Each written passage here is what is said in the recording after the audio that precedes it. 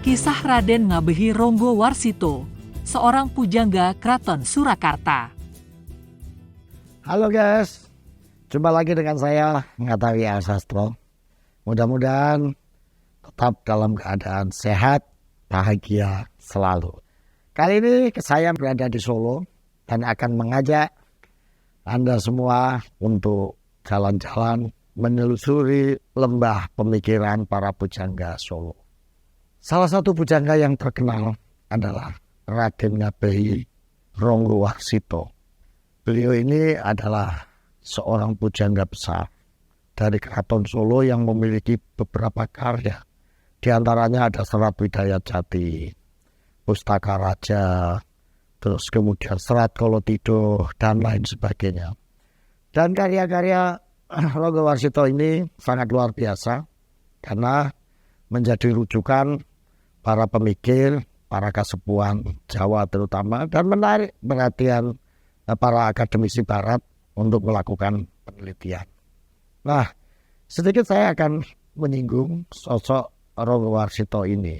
Beliau ini adalah seorang putra dan cucu dari pujangga besar Solo, yaitu Yasodipuro I, Yasodipuro II, gitu ya. Yang menarik, pada masa kecil Ronggo Warsito ini pernah nyantri di Pondok Pesantren Gebang Dinatar, asuhan Kiai Hasan Besari. Nah, perjalanan Ronggo Warsito menjadi santri ini luar biasa. Dia seorang keluarga ningrat yang kemudian masuk ke pesantren. Dan di pesantren itu dia melakukan adaptasi dengan budaya pesantren, yang quote-unquote dianggap sebagai santri nakal oleh kiainya, gitu. Tapi yang menarik bukan soal adu jago dan dia suka keluyuran di pasar malam.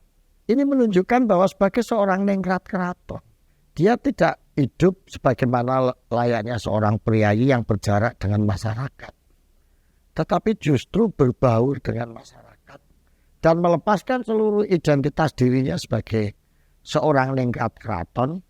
Ada kisah yang menarik ya, yang ini diceritakan turun-temurun secara tutur. Ketika Ronggo Warsito nyantri, beliau ini dibawain cincin kekancingan atau identitas lah. Identitas yang menyatakan bahwa dia ini adalah keluarga atau termasuk Sentono Dalem, orang ningrat di Keraton Solo. Nah, konon oleh Ronggo Warsito cincinnya ini dijual di tukang loak. Nah, sampai pada suatu saat cincin ini dibeli oleh putra Bupati Ponorogo. Ketika dibawa pulang, Bupati kaget. Ini kok ada cincin keraton yang resmi, gitu. Terus putrinya ditanya sama Bupati, kamu dapat cincin ini dari mana? Kemudian anak Bupati itu bilang bahwa saya beli di tukang loak yang ada di pasar malam. Nah, sang Bupati curiga, ini mesti dicuri cincin ini. Akhirnya dicarilah si penjual cincin ini dan ditanya, kamu dapat cincin ini di mana? Apakah kamu mencuri?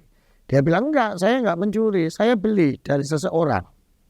Dicarilah orang yang jual itu, ketemu, ditanya, diinterogasi, kamu dapat cincin ini dari mana? Loh, ini cincin saya sendiri, pemberian dari keluarga saya, gitu.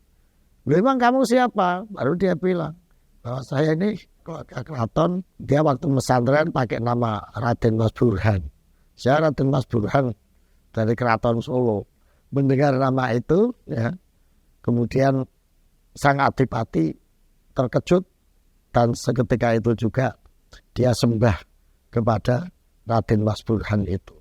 Tapi begitu sang bupati ini sembah, Raden Mas Burhan sudah lari.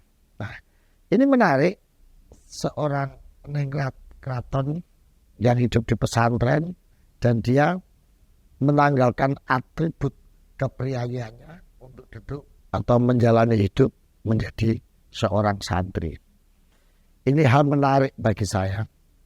Proses seorang salik yang melakukan perjalanan spiritual menjadi seorang santri harus bisa melepas ego, harus bisa melepas seluruh atribut yang dimilikinya agar bisa mencapai sesuatu yang berarti.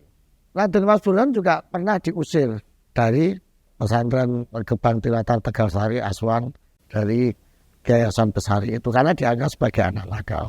Tapi setelah beberapa hari Yayasan Besari merasa bahwa itu tindakan yang kurang tepat sehingga dia kirim utusan untuk mencari kembali Ronggo Warsito untuk balik ke pesantren Tegalsari lagi.